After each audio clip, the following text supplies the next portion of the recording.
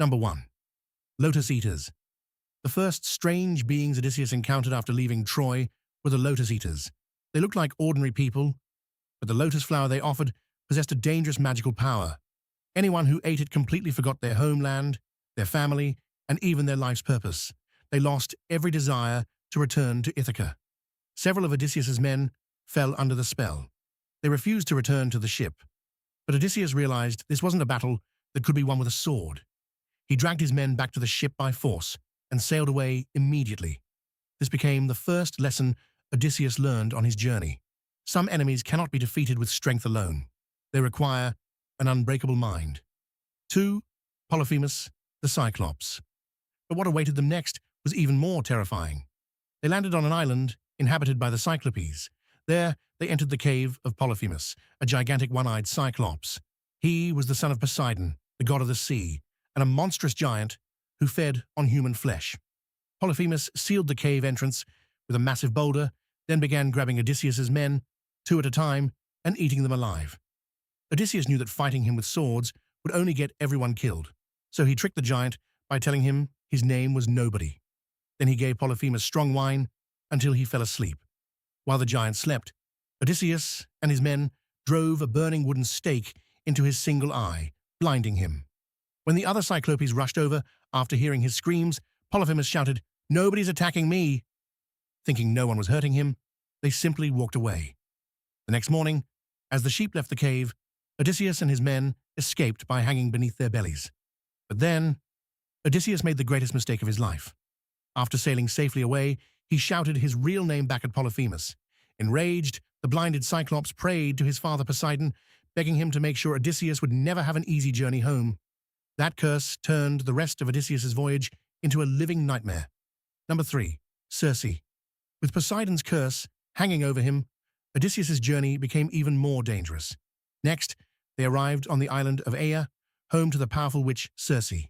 She welcomed Odysseus's men with food and drink, but with a single spell, she transformed them into pigs. When Odysseus set out to rescue them, the god Hermes appeared and gave him a magical herb called moly. Because of its power, Circe's magic had no effect on him. In the end, Circe had no choice but to restore his men to human form. From that moment on, she was no longer an enemy. Instead, she became one of Odysseus's greatest guides. She warned him that before continuing his journey, he had to travel to the underworld while still alive and seek the prophecy of the blind seer Tiresias. 4. The Underworld. Following Circe's advice, Odysseus began one of the most dangerous journeys imaginable. While still alive, he entered the dark realm of Hades, becoming one of the few heroes ever to do so. The first spirit he encountered was Elpenor, one of his fallen companions. Elpenor begged Odysseus to return and give him a proper burial. Next, Odysseus met the blind prophet Tiresias. He revealed many of the dangers that still lay ahead. Most importantly, he warned Odysseus never to harm the sacred Cattle of Helios, because if his men did, they would all be doomed. Odysseus also met the spirit of his mother, Anticlea. He learned that she had died while grieving for her son's long absence. He then encountered the spirits of the great heroes of the Trojan War, including Achilles, Agamemnon, and Ajax. As more and more terrifying spirits gathered throughout the realm of Hades, Odysseus realized it was time to leave. He quickly returned to Circe's island, but Circe warned him that the greatest trials of his journey were still waiting ahead. 5. The Sirens. After returning from the underworld, Circe warned Odysseus about the deadly challenges that still lay ahead. The first of them were the Sirens. The Sirens were mysterious creatures whose beautiful songs lured sailors to their doom.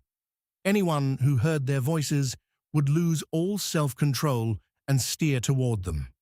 In the end, their ships would crash against the rocks, killing everyone on board. Following Circe's advice, Odysseus ordered his crew to seal their ears with beeswax, but he wanted to hear the legendary song himself. So he commanded his men to tie him tightly to the ship's mast and never release him, no matter how much he begged. 6. Scylla and Charybdis. Ahead lay a narrow strait. On one side lived Scylla, on the other waited Charybdis. Scylla was a horrifying sea monster with 6 heads, 6 long necks, and rows of razor-sharp teeth. Whenever a ship passed too close, she would snatch 6 sailors in an instant and devour them alive. On the opposite side was Charybdis, a monstrous sea creature that swallowed the entire sea 3 times each day before spewing it back out. Any ship caught in its massive whirlpool was doomed. Circe warned Odysseus that sailing near Charybdis would destroy the entire ship. Passing by Scylla, though tragic, was the only chance of survival. Odysseus had no choice. As the ship sailed past Scylla, she seized 6 of his finest men in a single moment and swallowed them. It became the hardest decision of Odysseus's life. Unable to save everyone, he was forced to sacrifice a few to save the rest. 7. Helios, sacred cattle. Escaping Scylla and Charybdis didn't bring Odysseus's suffering to an end. Both Tiresias and Circe had given him the same warning. Under no circumstances should anyone harm the sacred cattle of Helios, the sun god. But after a violent storm trapped the crew on an island for many days, their food ran out. While Odysseus was asleep, his starving men slaughtered Helios' sacred cattle and ate them. Enraged, Helios appealed to Zeus for justice. As soon as Odysseus and his crew sailed away from the island, Zeus hurled a massive thunderbolt from the sky, shattering their ship into pieces. In a single moment, every one of Odysseus's companions drowned in the sea. Odysseus alone survived. 8. Charybdis. Again. Alone at sea, Odysseus was carried by the waves back to Charybdis once again. Charybdis swallowed the raft he was clinging to. But Odysseus grabbed hold of the branch of a nearby fig tree and hung there above the deadly whirlpool. After some time, when Charybdis spat the seawater back out, the raft resurfaced. Odysseus dropped onto it and escaped death once again, but now he was completely alone. 9. Calypso.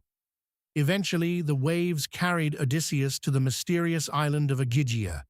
There lived Calypso, an immortal nymph. She fell deeply in love with Odysseus. She offered him eternal youth, immortality, and a life of endless happiness. But there was one condition. He had to remain with her forever. Odysseus faced an impossible choice. Should he spend eternity with an immortal goddess, or return to his beloved wife Penelope and his son Telemachus? For 7 long years, he remained trapped on Calypso's island. Every day, he sat by the shore, gazing across the sea and longing for Ithaca. At last, after Athena pleaded his case, Zeus sent Hermes to Calypso with a divine command. Obeying Zeus's order, she was forced to set Odysseus free.